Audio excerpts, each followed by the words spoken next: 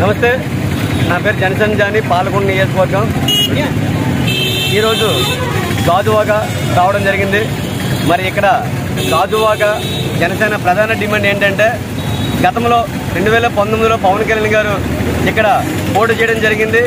ఆయన పోటీ చేసే స్థానంలో నీటి నిజాయితీగా ఏ ఒక్క వాటర్కి కూడా ₹1 ఇవ్వకుండా, ఒక వాటర్ బాటిల్ కూడా ఇవ్వకుండా తన స్వచ్ఛందంగా ఇక్కడ జన సైనికులు వాటర్స్ 58 ఓట్ల పైన ఓట్లు వేయడం జరిగింది.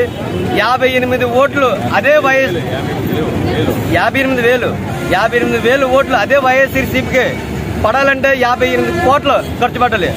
1 కోటి రూపాయలు ఖర్చు పెట్టాల్సిన వైఎస్ఆర్సీపీకి జనసేనకి ఎంత వ్యత్యాసం ఉందో ఒకసారి అర్థం చేసుకోవాలి. ఇక్కడ జనసేన నాయకులు, జన సైనికులు ప్రధాన డిమాండ్ని గుర్తించి పవన్ కళ్యాణ్ గారు ఇక్కడ పోటీ చేస్తే ఇప్పుడు కూడా 2024లో కూడా ఎలాంటి రూపాయి ఖర్చు పెట్టకుండా 54 ఓట్ల మెజార్టీతో గెలిపించడానికి ఇక్కడ జనసేన సైన్యం సిద్ధంగా ఉంది. కనుక వైఎస్ఆర్సీపీకి నీటిగా మొగుడుగా ఒక పవన్ కళ్యాణ్ గారు మాత్రమే ఆంధ్రప్రదేశ్ రాష్ట్ర ప్రజలు అభిప్రాయం. కాబట్టి చాలా మంది ఇక్కడ వైఎస్ఆర్సీపీ అభిమానుల నాయకులు మా జగన్మోహన్ రెడ్డి చాలా మంచోడు అని చెప్తుంటే అంటున్నారు. నిజంగా జగన్మోహన్ రెడ్డి మంచోడని మేము జనసేనగా నమ్మాలంటే వైఎస్ఆర్ షర్మిలని జగన్మోహన్ రెడ్డి పార్టీ తరఫున ప్రచారం చేయమని చెప్పండి. అన్న మంచోడు అయితే చెల్లి మరో పార్టీ ఎందుకు వెళ్తుంది? నా అన్న చెడ్డోడరా బాబు, నా అన్న నరకాసుడు, మా నాన్నే మా అన్న చంపుడు, నా బాబాయిని మా అన్న చంపుడు, రేపు మన తల్లిని నన్ను చంపేస్తాడని భయంకి ఆల్రెడీ మాకు గోడ గుద్దులు అయ్యే మేము బ్రతికి బయటపడ్డా. మీరు కూడా బయట బ్రతకడానికి ప్రయత్నం చేసి జగన్మోహన్ రెడ్డి నా అన్నని ఓడించని షర్మిలమ్మ పిలిపిస్తుందంటే ఇంకా వైఎస్ఆర్సీపీకి ఎలాగా మద్దతుగా నాయకులు కానీ, కార్యకర్తలు కానీ, అభిమానులు కానీ మీరు ఎందుకు ప్రచారం చేస్తున్నారు? ఇంకా దయచేసి ఆంధ్రప్రదేశ్ రాష్ట్ర ప్రజలు, వైఎస్ఆర్సీపీ అభిమానులు షర్మిలమ్మను దృష్టిలో పెట్టుకుని షర్మిలమ్మ మాటలు విని పవన్ కళ్యాణ్ గారు కాదు, మా జన సైనికులు పిలుపు మేరకు కాదు, మా మాటలు మీరు పట్టించుకోవద్దు. తన సొంత చెల్లెలు ఏం చెప్తుందో ఒకసారి వినండి.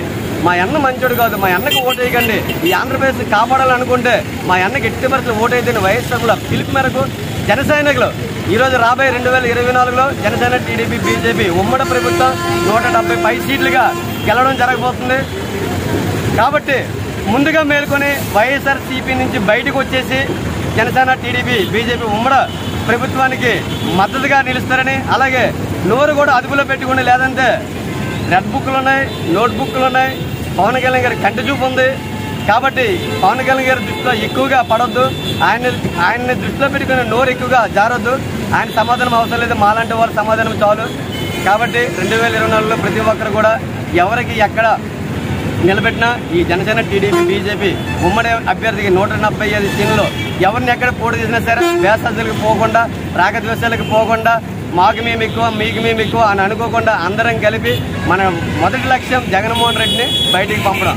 ఎందుకనంటే జగన్మోహన్ రెడ్డి ప్రత్యేక ద్వేషం లేదు, ఆయన ఒక రావణాసురుడు, నరకాసురుడు అంటాడు. కాబట్టి అలాంటి రావణాసురుడు, నరకాసురుడు ఈ ఆంధ్రప్రదేశ్లో రాజకీయ అధినేతగా, ఒక రాజకీయ ముఖ్యమంత్రిగా ఉండడం చాలా తప్పు. కాబట్టి ఒకే ఒక్కసారి ఆయన పక్కన పెడితే మరొకసారి ఆయన ఇప్పుడు కూడా ఇంక ఆంధ్రప్రదేశ్ రాష్ట్రంలో రాజకీయాలకు కూడా పనికిరాడని ఈ సందర్భంగా తెలియజేసుకుంటున్నాం.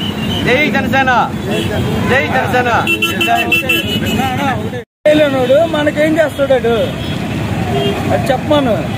ఆడు తల్లికి చెల్లికి లేదు. చిన్నబాబు చచ్చిపోతేనే ఆవిడ పట్టించుకోలేదు. సిబిఐ పెట్టాడు. ఎందుకు? దేన్ని పెట్టాడు? ఆడికి అనుకూలం ఆడ అనుకూలం చేసుకోవడాక కాదు. వీళ్ళు పిల్లలు, నా కూతుర్లు, వీళ్ళు ఎలా బతుకుతారు అనేది నాకే అర్థం అవట్లేదు. ఏంటి మాట్లాడితే వీళ్ళు దొంగలు దిగిపోతుండ్రు. ఎలా దిగిపోతుండ్రు? పోలీసులు ఏం చేస్తుండ్రు వీళ్ళు? మన హై స్కూల్లోనే, గంటెడ్ హై స్కూల్లోనే 2 పిల్లలు ఆటో ఎక్కించుకోపోవాలి. వాళ్ళు కొట్టి ఏదో చేసాం, ఎలా వెళ్ళిపోతుండ్రు? ఏం చేస్తుండ్రు? చిన్న పిల్లలు కిడ్నాప్ చేయడం కూడా ఇది. అది అక్కడ రౌడీజంలో వచ్చింది, విజయం వల్ల వచ్చిందే ఇది. అది అర్థం చేస్తే ఏ జనసేన ఉన్నాము. చిరంజీవి వాళ్ళ ఇంటికి మీరు పూర్తి తెలియదు. మోడీగా యువసంఖ్య శక్తి వరప్రసాద్ వాళ్ళ అన్న కట్టోడు చిరంజీవి, వాళ్ళ ఫ్యాషన్, వాళ్ళ తమ్ముడు, 3 అన్నములు, నాగేంద్ర బొమ్మలు. వీళ్ళు మీరు అందరూ పెట్టబడే తినకూడదు కాదు. మర్యాదగా దయచేసి అర్థం చేసుకొని మాకు ప్రజా సేవకుడు ఎన్నుకొని మాకు మా బ్యాచ్కి గుర్తించి మీకు పొలం ఉంటుంది. ఈ రోజుల్లో ఏలూరు లేడు, రాష్ట్రాలు లేవు, అన్ని రాష్ట్రాలు పోతాలు అయిపోయినాయి. అవును, అన్ని రాష్ట్రాలు పోతాలు అయిపోయినాయి. 23 జిల్లాలు ఏం చేశారు? 23 జిల్లాలు ఏం చేసిన తీసుకెళ్ళిన అప్పుడు 7 జగన్